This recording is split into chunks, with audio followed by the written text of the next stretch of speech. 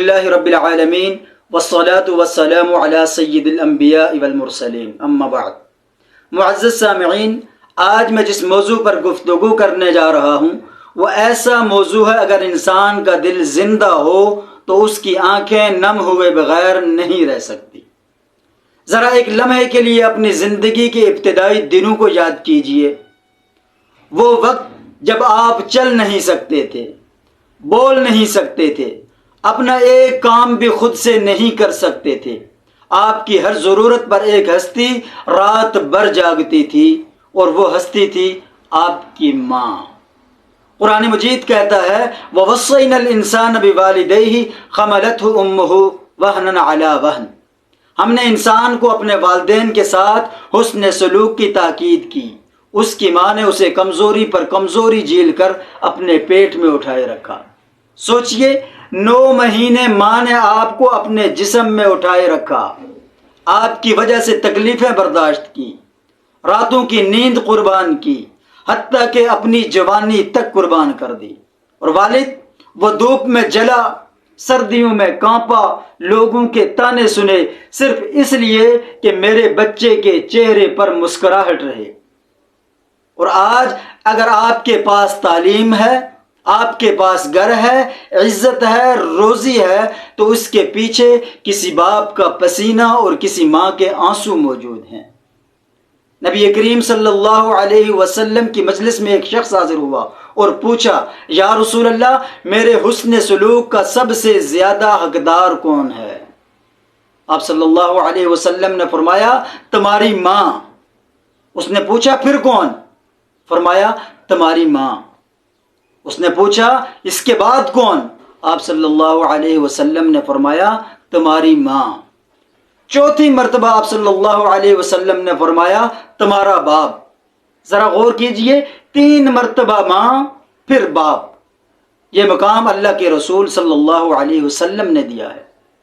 لیکن افسوس، آج کا معاشرہ کس طرف جا رہا ہے؟ بچپن میں ماں بچے کو رات بھر اٹھا کر رکھتی ہے، اور بڑھاپے میں وہی ماں ایک گلاس پانی مانگے تو بیٹا کہتا ہے ابھی میں مصروف ہوں۔ بچپن میں باپ بچے کے بخار پر رات بھر جاگتا ہے، اور بڑھاپے میں باپ فون کرے تو بیٹا کہتا ہے بعد میں بات کرتا ہوں، ابھی میرے پاس وقت نہیں ہے۔ کتنی عجیب بات ہے، جب ہم چھوٹے تھے تو والدین ہماری ایک آواز پر دوڑتے تھے، اور آج وہ بوڑھے ہو گئے ہیں تو ہم ان کی 10 آوازیں بھی نہیں سن سکتے، سنی کو انسنی کر دیتے ہیں۔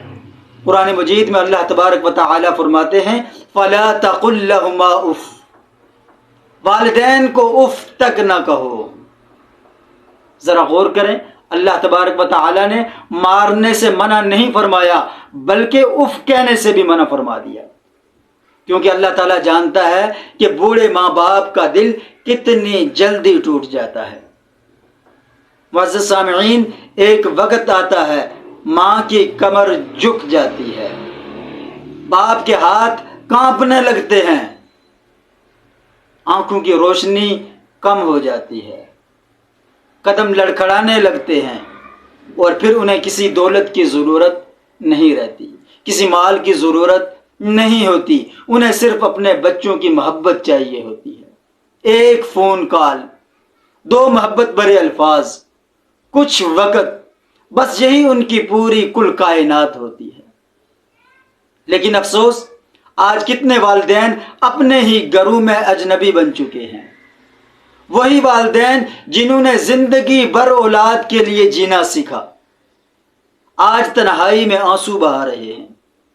ذرا تصور کریں، ایک ماں رات کے آخری پہر اپنے بیٹے کے لیے دعا کر رہی ہے، یا اللہ میرے بچے کو کامیاب کر دے، اور وہی بیٹا کئی دن اپنی ماں کا حال تک نہیں پوچھتا۔ ایک باپ سجدے میں گڑ گڑا رہا ہے، رو رو کر یہ دعائیں کر رہا ہے، یا اللہ میری اولاد کو سلامت رکھ، اور وہی اولاد باپ کی عزت کا خیال تک نہیں رکھتی۔ اللہ اکبر، کتنی بڑی محرومی ہے۔ نبی کریم صلی اللہ علیہ وسلم نے فرمایا والد جنت کے دروازوں میں سے بہترین دروازہ ہے، اور ایک حدیث میں آپ صلی اللہ علیہ وسلم نے فرمایا جنت ماں کے قدموں کے نیچے ہے۔ اگر جنت چاہیے تو ماں باپ کو خوش کرنا ہوگا، اگر رزق میں برکت چاہیے تو اپنے ماں باپ کی خدمت کرنا ہوگی، اگر دعائیں قبول کرانی ہیں تو پھر بھی اپنے والدین کے دل جیتنے ہوں گے۔ میرے بھائیوں، اگر آپ کے والدین زندہ ہیں تو آج ہی ان کے پاس جائیں، ان کے ہاتھ چومیں، ان کو وقت دیں، ان سے معافی مانگیں، ان سے کہیں اے امی، اے ابو، اگر مجھ سے کبھی کوئی غلطی ہو تو مجھے معاف کر دیجیے۔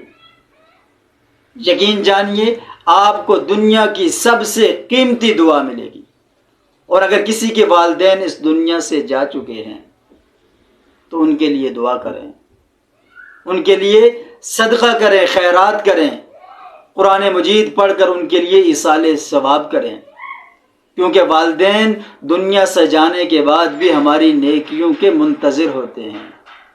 آخر میں صرف اتنا کہوں گا جب ماں باپ دنیا سے چلے جاتے ہیں تو ان کا خالی کمرہ رہ جاتا ہے، لیکن ان کی آوازیں ہمیشہ کے لیے خاموش ہو جاتی ہیں، ان کی دعائیں سنائی نہیں دیتی، ان کا انتظار ہمیشہ کے لیے ختم ہو جاتا ہے، اور پھر انسان ساری زندگی ایک جملہ کہتا رہ جاتا ہے، اے کاش میں نے اپنے والدین کی زیادہ خدمت کی ہوتی، اے کاش۔ اللہ تعالیٰ ہمیں اپنے والدین کی قدر کرنے کی توفیق عطا فرمائے، اور ہمیں اپنے والدین کی قدر نصیب فرمائے، آمین یا رب العالمین۔ جزاکم اللہ خیرا و احسن الجزاء۔